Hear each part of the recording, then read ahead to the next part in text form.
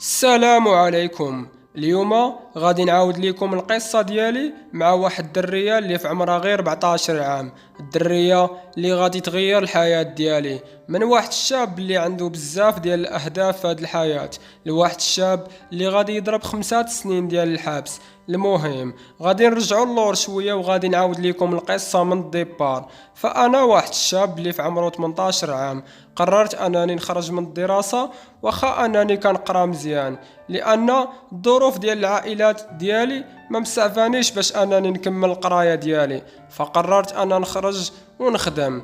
هنايا مشيت ملي خرجت صافي قلت شنو غندير، غادي نمشي نخدم في شي حاجه اللي هي فيها التجاره، يعني شي محل ولا شي مواد غذائيه، باش انني نتعلم ان شاء الله، وملي نجمع شويه الصريف نحل المحل ديالي تا انايا. هنا فين غادي تبدا القصه ديالي. فهكا وليت كندور على موالين الحوايج، شكون اللي غيخدمني. هنايا لقيت واحد السيد اللي اونفاس مع الكوليج، عنده واحد المحل تجاري كيبيع هنايا المواد الغذائيه. فقلت لي عافاك واش تقدر تخدمني معاك هنايا قبل باش انني نخدم معاه ونعاونو، وهكا نتعلم شويه بشويه تا انا نشد الحرفه ديال التجاره. صافي في الصباح فقت وقلت مالين الدار غادي نمشي نخدم مع واحد السيد، واخا مالين الدار مساكن ما فحالهمش، ولكن ما بغاوش انني نخرج من الدراسه. ولكن انا هذاك هو القرار النهائي ديالي، بغيت انني نعاون مالين الدار، وان شاء الله نعاون شويه بشويه باش تحسن الحاله الماديه ديالهم. كما قلت لكم فقط في الصباح مع 5 الصباح صافي مشيت ديريكت عند داك السيد اللي قال لي اجي تخدم عندي. مشيت عنده نهار الاول داز كيما العاده. مهم جاتني شويه د الملل حيتاش ما موالف داك الروتين انني نبقى من الصباح حتى العشيه في واحد المحل اللي ما كنخرج ما كندور. مهم بقيت معاه كنبيعو ونشريو، وليت كنتعلم وليت كنعرف نحسب، وليت كنعرف شحال كيديروا الاثمنه ديال المواد الغذائيه. فهنايا بديت كنتعلم، ولكن بما ان داك المحل التجاري كاين اون فاس مع واحد الكوليج اللي كيقراو فيه بطبيعه الحال الدريات. واخا انا واحد الشاب اللي زوين وبوغوس، هنايا كلفت الانتباه ديال الدريات، ديما كيلوحوا ليا النوامر وكي زعما كيبغيو يتقربوا مني. واحد المره جا عندي واحد الدري وانا كنبيع، قال لي راه واحد الدريه ضروري بغاتك. قلت لي راه عطيه هاد الواتساب والفيسبوك، بغات تهضر معاك ضروري. انا ديك الساعه ما كانش عيني في الدريات، واخا انايا كنخرج من المحل كنمشي ديريكت كنلعب الكره، الهوايه ديالي هي الكره وصافي، والتليفون ونتفرج في العشيه النعاس، وفي الصباح تاني نمشي نخدم.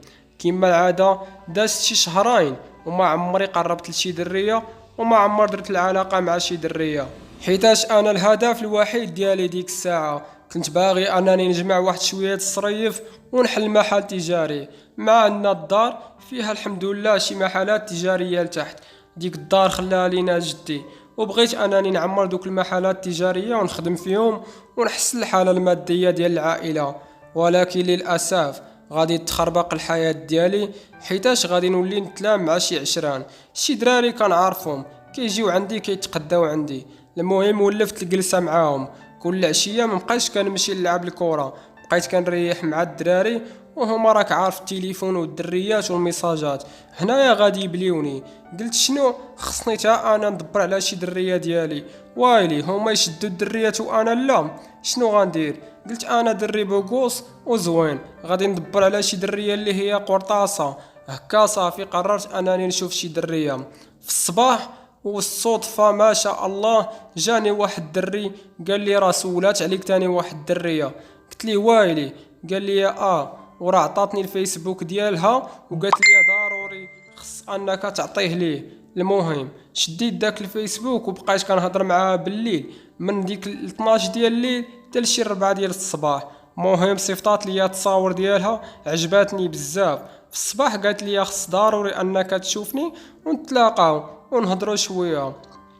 هنايا فقت مع 6 الصباح ما بقيتش لبست اللبس ديال الخدمه، لبست اللبس اللي هو زوين ومشيت عند يعني المحل باش انني نخدم. خدمت بحوايج زوينين باش زعما انني نشوف دريه ونهضر معاها. هنايا قلت لداك السيد اللي كنت خدام معاه، قلت لك ربي راه غادي نرجع واحد شويه، عطيني واحد نص ساعه وغادي نرجع. مع داك السيد اللي كنت كنخدم معاه كان الله يعمرها دار ما كانش كيخسر ليا الخاطر ديالي. قال لي صافي غير سير. مشيت وانا نلقى ديك الدريه اللي كانت كتهضر معايا في فيسبوك، دارت معايا البلاصه فين نتلاقاو، فوليت كنهضر معاها صافي. ملي تقربت ليها وجيت عندها لواحد البلاصه اللي درنا اصلا اننا نتلاقاو فيها، هنايا مع شفت فيها عجباتني بزاف صراحه. واحد الدريه اللي زوينه، ولكن غير العمر اللي عندها ناقص شويه.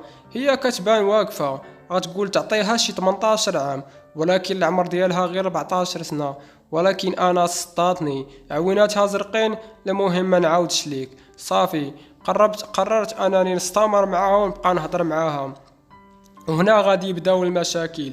هنايا بقينا كنهضروا بالليل، وراه عارف الهضره الخاويه ديال الدريات والدراري في الليل، كنهضروا في شي حاجات اللي ماشي تنلهيه. صافي قررنا اننا شي نهار خصنا نديرو شي بلاصه يعني ونريحوا فيها شويه، رغم اننا كنتلاقاو في يعني حدا الكوليج تما وكنهضروا كل نهار، ولكن راه ما كتلقاش الحريه ديالك. بنادم دايز والدراري خايفه انها يقولوا لباها شي حاجه.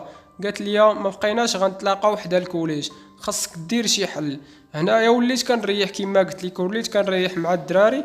قال لي واحد الدريه صاحبي طحتي على دريه زوينه، انا راه عندي الدار الا بغيتي زعما تجيبها ليها وتقضي الغراض معاها. صافي داكشي اللي درت انايا، وليت كنجيبها كل نهار لديك الدار، كتبغي تدخل مع العشرة كتجي عندي مع ديك الثمانية. صافي هنايا غادي يبداو المشاكل.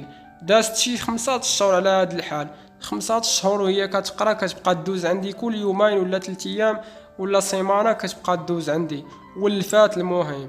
هنا دازت واحد المده وانا خصني نمشي للبلاد نريح في واحد شويه. هنايا هضرات معايا قالت لي راه مبقاش كتجيني لاغي. وايلي قلت لها واقيلا غير البرد. قالت لي لا كاينه شي حاجه تما. صبرات واحد 3 شهور وما قالت المالين الدار ديالها والو، داوها دوز كيسحابو غير البرد. دوزات المره الاولى قالوا ما كانوش كيعتقدوها بلي انها حامله، وقالوا ليها راه غير البرد. ولكن فازداجت واحد 16 شهور بدات الكريشه كتبان وبدا الحمل كيبان. هنايا امها ضروري داتها باش انها تدوز، وملي مشات دوزات لقات بلي انها حامله وعندها 16 شهور في كرشها. هنايا غادي تصيفط ليا اول ميساج: ولد الناس راك حملتيني، راه هادشي اللي درتي معايا خصك انك تلقى معايا الحل. ملي سمعت انا داك الخبر وانا في عمري غير 18 عام ما قادش على المسؤوليه، شنو غندير؟ قالت لي راه مالين الدار كيضربوني، شنو غندير؟ انا راه قلت لهم باللي انت اللي حملتيني. صافي جا عندي باها هضر معايا، قلت لهم اودي صافي راه ان شاء الله غادي نتزوجها. قالوا لي واخا، وسناو معايا واحد الالتزام، داروا معايا زعما ربات المزيان. قالوا لي ودي الدريه ما تعداش عليها، حنا راه نعرفناك ولد الناس وعرفناك انك ناوي دير معاها شي حاجه اللي زوينه. صافي قلت لهم راني غادي نتزوجها، ولكن غرني الشيطان وهربت. قلت مشيت لواحد البلاصه اللي بعيده، كنت انا ساكن في اكادير ولكن انا طلعت الرباط. هنايا صافي شكو بلي انني هربت، كيهضروا معايا ما كنجاوبهمش. قلت انني خصني نمشي نحرق باش نبعد من هاد الحياه، ولكن ما عرفت واحد النهار امتى وقفوا عليا الجندارم وشدوني، رغم انها دريه زوينه ولكن الجنون ديالي ما بغاوهاش ليا نتزوجها. شنو غندير؟ حكموا عليا. المهم فاش شدوني الجندار ما عرفت كي داروا تا كشدوني، كنت ناس حيت وليت كنخدم عند واحد السيد هما يقفوا عليا شدوني. المهم داوني باش انني ندوز الجلسات ديالي، وقالوا لي واش انت؟ قلت لهم لا راه ماشي انا كنطلب التحاليل. وهنايا وتستنينا 6 شهور باش يخرجوا التحاليل، ولكن المشكله ملي خرجوا التحاليل لقاو بان الدري ديالي. هنايا قالوا لي واش غادي تزوجها؟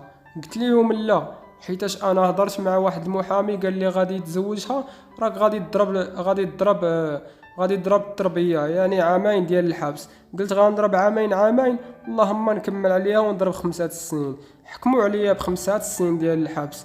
هنايا جا التخفيف وعطاوني 4 سنين. 4 سنين دوزتها كامله عذاب، واخا انني ما مطمئنش في حالي حيتاش داك الدري ولدي خصني نهزو، ولكن رغم ذلك راني ما قادش على المسؤوليه. في داك الشيء علاش صافي تهربت وخليت داكشي وضربت 4 سنين ديال الحبس وخرجت دابا وراني حر، ولكن ما عندي لا حياة لا والو. حنايا انت هاد القصة ديالنا، وراه ما كننصح اي واحد يدير بحال هاد البلانات اللي درت. فانا خرجت على راسي وخرجت على داك الدري مسكين. يلا الدراري تهلاو حتى لشي قصة جديدة ان شاء الله.